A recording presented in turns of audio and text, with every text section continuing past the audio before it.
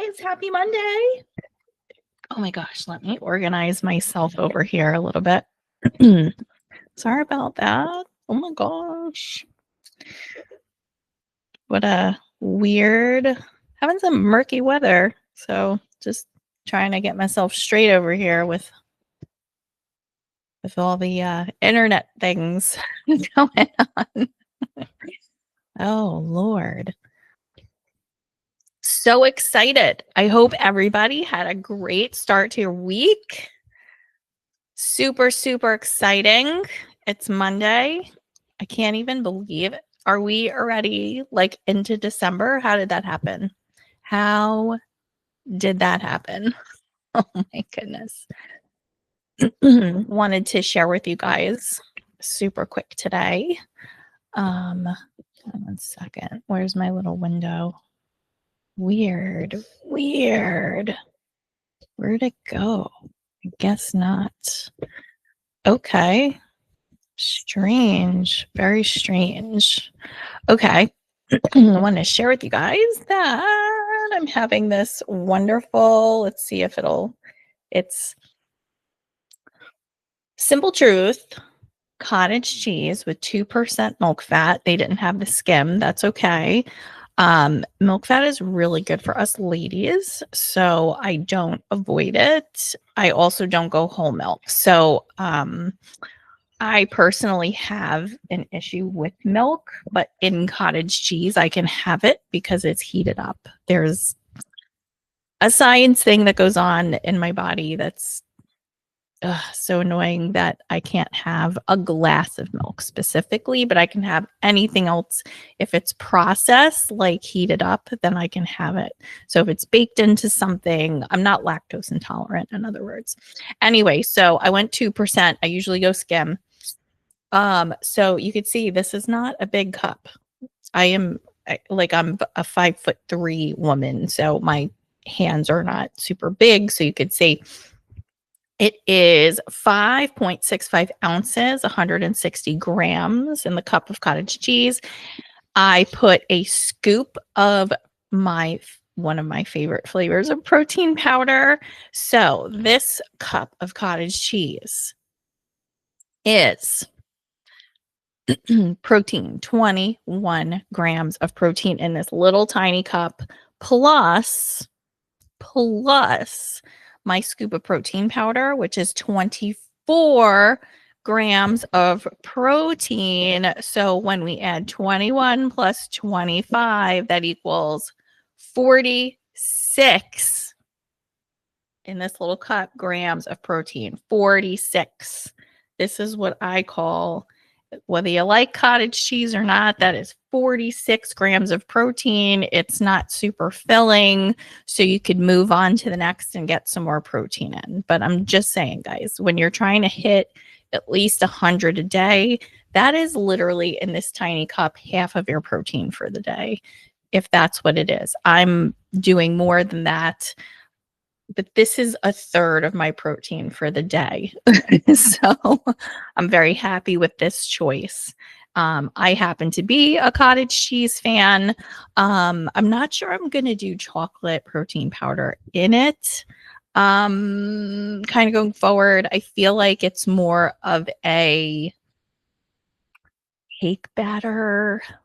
I think cake batter. So it doesn't taste bad. I think that cottage cheese plus my chocolate protein powder kind of tastes like a sour cream cake, which I'm not opposed to.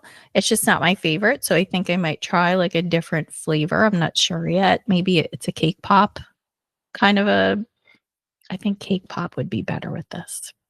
Anyway, so 46 grams of protein, yo. Let's do it. All right, guys. So I just want to double check.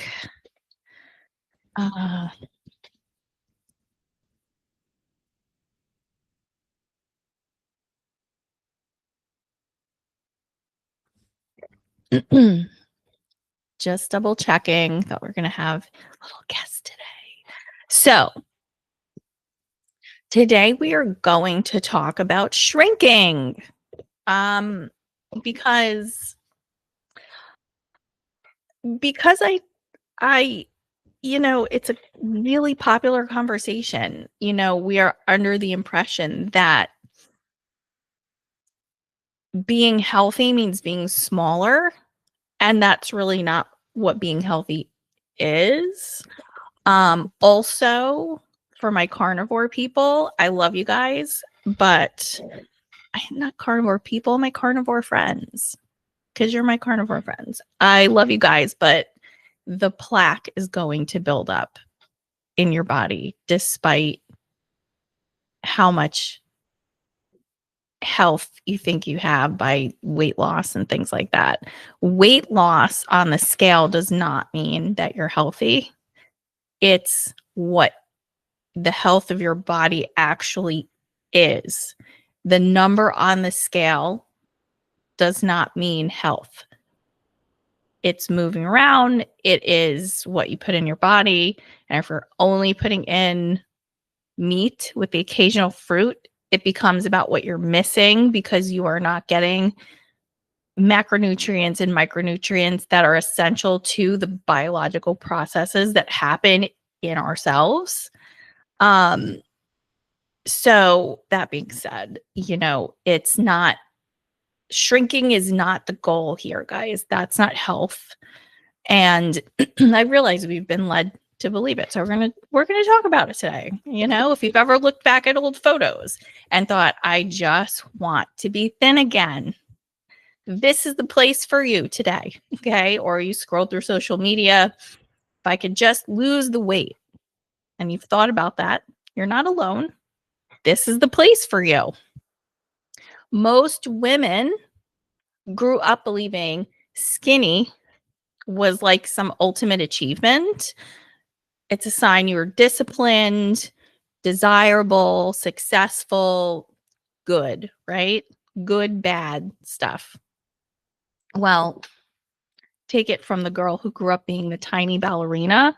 It didn't always mean just because I was tiny, did not always mean I was healthy, and actually being heavier on the scale was a healthier place in my life. Okay, so I just wanted to have that discussion with you all today, and let's talk about it. Hold, please. Love that does that. So when our body changes, like in our 30s, 40s, and 50s, when the weight shifts, when the curves appear, it's easy to panic. It's easy to think something's wrong with us. We've lost control, but what you're experiencing is evolution. And it's so funny because when I turned 40, which is a little while ago, I definitely had the voices in my head going, "Oh my god, 40, it's like over the hill. I'm going to go off some cliff or something." And then the day came and I'm like, "Wow, I'm 40. So what? This is actually pretty cool. This is the best I felt in my life." So, like, what is that? What is this we're talking to ourselves about? This is the self-talk that is pretty destructive for a lot of us. And, as I sat in the gurney, both for the DNC when I had, for those who are just joining, I had a hysterectomy. I had to have, I don't want to call it an emergency hysterectomy, but it was an expeditious hysterectomy. They didn't send me right upstairs to the surgeon, but they had to send me in for a biopsy of a fibroid to make sure I didn't have a cancerous fibroid. They had to confirm that it was benign before they could then send me to the correct surgeon, whether that was an OBGYN oncologist or my surgeon / OBGYN who ultimately did the procedure. Thankfully, everything was benign. That's why they had to do the DNC. They had to put me under because they couldn't get a proper sample. And then about 20 days later, I went in for the hysterectomy. Now, in those 20 days, that fucking fibroid grew from the size of an orange to the size of a fucking grapefruit. Just think about that. Just think about that. That thing was on a fucking mission.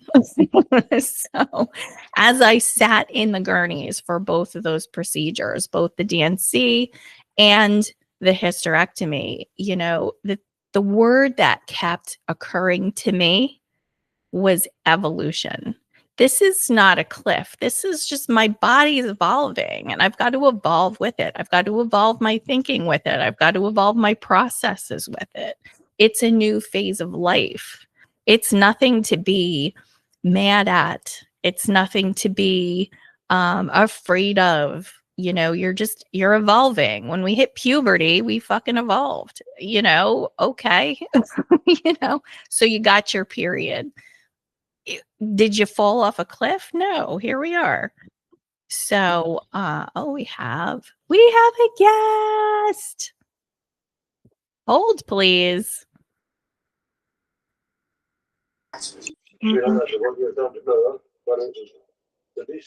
Welcome, Maggie. Welcome. Well, hello. I hardly ever make these because I'm always busy. I absolutely love that you joined us. We were talking about shrinking today. Oh, okay. Yes. You know, and talking about how our bodies go through this evolution when we hit midlife, you know, and that we evolved when we got our period in our teens, you know, and now we're evolving again, right? Yeah, it's lovely. Yeah, yeah, it is lovely. I'm with you on that. I'm with you on that. So, you know, here's the thing, skinny goals. Let's talk about that for a minute. We're conditioned to think that we're going to be rewarded for being small throughout our life. You know, we're praised for eating less or complimented for being small or shrinking, celebrated for disappearing, basically. You know, so our brains kind of associate skinny with that safety, success, belonging, and worth. You know, but your current body, your current season, your current physiology when you're in midlife is not about this. It's like a whole different theme, and it breaks the mold on so many of the things we think about. And right. I think you've been through it, Maggie, right? Oh, yeah. Yeah. Yep. It's been a pleasure, right? Oh, it's been a big pleasure looking at all those jeans that are like, oh, damn, I was that skinny at one point. Holy smokes. I know. And then you look at it and you're like, wait a minute, you know, what's going on? And that's, you know, that's what we've been looking at as we work together. You know, for anyone listening, Maggie's one of my clients and she is down. Maggie, you want to say how many inches you're down? 8 inches. Oh my God. I know. I couldn't believe it. How do you feel about that? I feel good. Yeah, I mean, it'd be nice to see it. I know the scale doesn't always tell you, but it'd be nice to see it in numbers. But it's nice to feel it in like your winter jackets that you haven't worn since like last March. It's like, oh, they're a little roomier now. Yes, yes. Mm-hmm. I love that. I'm so excited for you, girl. Yeah, yeah. Oh my goodness. You know, and the skinny goals, though, they're not always about health, right? Right. It's more associated with that approval feeling, you know, and building strength doesn't always mean the scale is going to say a certain number or our inches are going to be a certain number. You know, it's about becoming healthy from the inside first. And then all the physical changes come with that, right? Right. Which you're seeing. You're starting to see that being 8 overall inches down, which is amazing. Yeah. Right. Amazing. And share with us a little bit how you feel about, you know, how you're feeling physically. In this time. Well, physically, I feel better. I don't know. I was feeling pretty bad about myself, and lethargic about my body.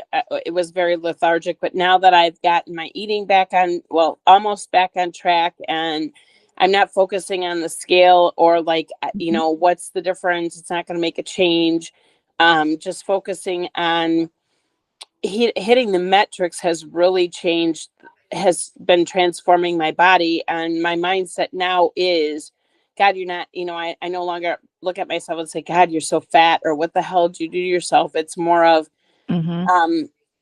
if you can't eat, if you're not like, if you're on, like Friday, we were shopping with my family, and it was like, okay, I'm not going to count my stuff today. I'm just going to eat handful. Mm-hmm. What's in the palm of my hand is what's going to go on my mouth, and I'm not going to overeat, and just trust the process and not focus so hard on it. Like, Mm. you know, don't go and try to work out 2 hours a day like I used to, because it doesn't work at this stage of my game. It doesn't work. I just gained Mhm. weight. So even though I'm unable to work out right now because of the several things that I have going on, I'm Mhm. still losing inches. I feel pretty good. My body is responding. I'm taking time for myself. It's not as tired. So yeah, my mental health is good. My body is there. So I it, love it. you know, the rest will just follow. Just believe in it. You know, you just gotta keep saying, hey, the process works. Just keep following it. Right. Right. I love that. You really do have to trust the process, because being fit isn't just looking a certain way. It's living the way your body needs you to live so it can survive in the best way possible and thrive in life. It's strengthening your body, strengthening your boundaries, strengthening those decisions. Like you said, you didn't eat more than what was in the palm of your hand. You gave yourself a serving. That's one serving size. You're strengthening your identity through that as well. You're saying, this is who I am, and I feel good about it. And you're not just surviving. It's like being strong is being sovereign. You have your boundaries, this is what you're doing, and you have that direction. And I'm so, so proud of you for making those decisions and for trusting the process. Yeah. And at the beginning, the process was like, this isn't working. But once I started to see, oh my goodness, you know, like the scale didn't tip. But I think when we Mhm. went to Aruba and I came back, I was like, yeah, I didn't worry about what I ate. I just ate. I was mindful. I didn't not eat an ice cream if they had ice cream. I didn't not. Um, my only request was that we had protein. Right. And we were able to find that at the store, and Mhm. I've been able to continue that on when we came home. So yeah, even though the weight on the scale is up, the inches are down. I don't know why that's up. Could be inflammation in, with what's going on with my hip or whatever, but I just believe in the process. And I'm also instilling, like you said, time in the day for myself. Yeah. So Yeah. cutting things down, not being so spread thin, taking the Mhm. time just to be like, okay, Friday I have off. I'm not doing anything. Good for you. You know what? I love that for you because it's what Maggie, you're all of us, because that's what us as women do. We spread ourselves thin. It's just almost ingrained in us. We're going to be everyone's everything, and we're going to be there for everybody. And it really can bite us, Yeah. and it comes back on our health, and it really shows up there. And you're really doing a great job of giving that part attention and turning that around for you. So I absolutely love that. Tell us more about your 1% this week. What does that 1% shift where you're going to be 1% better this week look like for you?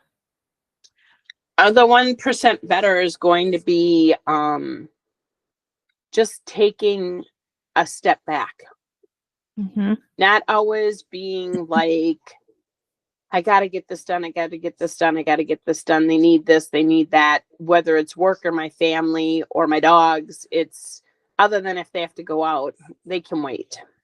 Right. And I'm just moving it. I'm just going at my pace and not at a pace that everybody else wants me to be at. Love that. I love that. That's your boundaries. You're sticking to your boundaries. You've made these decisions, you're sticking to them, and you're keeping strong in that new identity. And I absolutely love that. And practicing that is, the way you're doing that is putting that into real life. And that's the most important part, is not just saying it, but doing it. Yeah. And it's hard because that's not our normal, or it's not my normal behavior, but Very I've just true. learned that I can't, like 1% better. I mean, like, okay, I took time out yesterday. I was tired, but at the Mhm. end of the day, I had meat sitting there. I went in and made a meatloaf for the week to eat. And, we grabbed some grocery shopping last night, and, just sticking to what I'm going to eat, more focused on, oh, well, like the husband says, you want to go to Panera tonight? No, we've gone out over the weekend. We're going to eat at home. We have plenty of stuff to eat. Yep. Yep. That's awesome. That's awesome. And it's, you could go to Panera, you could work that into your day, but that you've planned for this already, Right. and you work that in, and you have a vision, and you're sticking to that. And I'm really proud of you for Yeah. Well, doing that. thanks. That's Thanks. awesome. And, it goes to show that little incremental progress of just 1% better each week helps move the needle, Right. Yeah. And for everyone listening, your simple next step is to, just join us Mondays, and I love that you joined us, Maggie, and we could talk about this because, yes, as you get stronger, as your muscle mass replaces fat mass, you're going to start seeing your body get tighter, but that does not necessarily mean you're getting stronger. What that means is when you flip the script and you create more muscle and less fat, that means you're getting stronger. Right. Yeah. I love that. I love that. So thank you so much for joining today. And we will see you next week. Same time, same place. And for anybody who's listening, who is interested in taking a look at where you are in your wellness, take your wellness IQ quiz and comment or DM me IQ, and I'll send you the quiz link so you can understand what your body's been trying to tell you. Thank you, Maggie, for joining today. You're welcome. Thank you. See ya. See ya. Bye.